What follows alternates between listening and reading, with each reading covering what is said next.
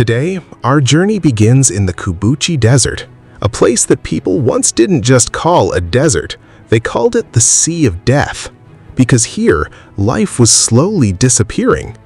Every year, thousands of acres of fertile land were buried under sand. Trees dried up, farmland vanished, and people were forced to abandon their homes. Everywhere there were endless waves of sand and scorching winds. It felt impossible to stop the desert from spreading. This terrifying process has a name: desertification, a phenomenon where places that once supported life slowly turn into desert, and Kubuqi was one of the world's biggest examples. The Chinese government tried many times to stop it. Millions of dollars were invested, trees were planted, massive projects were launched, but the desert kept expanding. Then, one man stepped forward, Wang Wenbiao. At first, people laughed at his idea because he decided to plant trees in the middle of the desert. He brought in hundreds of workers and bulldozers. Small square grids were created across the sand using dry shrubs, designed to slow down the wind and prevent the sand from moving. Inside those grids, willow trees were planted. These were no ordinary trees. Their roots could grow incredibly deep into the ground in search of water. In places where most plants could never survive, these trees still had a chance. But the challenges were far from over. The desert winds were so powerful that keeping the young trees alive was almost impossible. So the shrubs were used as barriers to protect the soil's remaining moisture and reduce the impact of the wind. People continued to laugh, but Wang never stopped. For years, he repeated the same process again and again. Slowly, some trees survived. Their roots reached deeper underground, and little by little, the movement of the sand began to slow down. But then another major problem appeared. The trees needed constant pruning to grow stronger. Without trimming the new branches, the trees would never become stable enough to survive.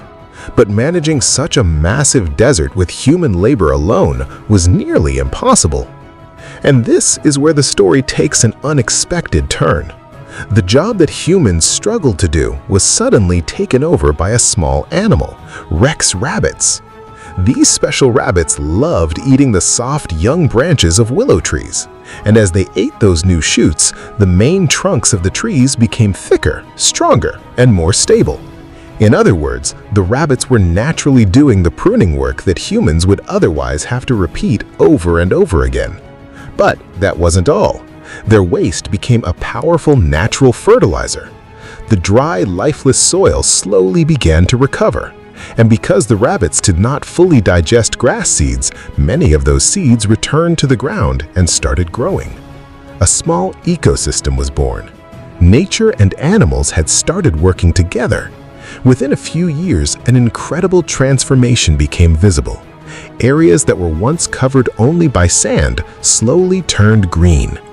But the change didn't stop with the environment. People's lives began to change too.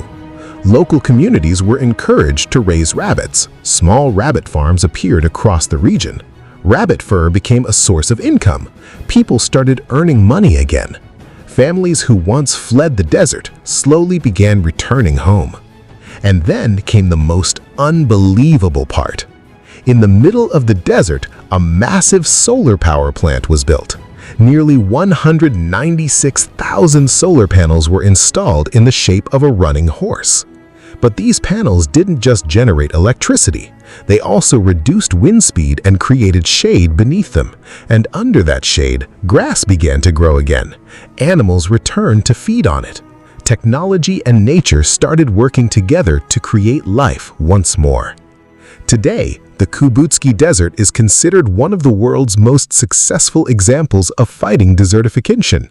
And this model is now being studied and followed by many countries around the world.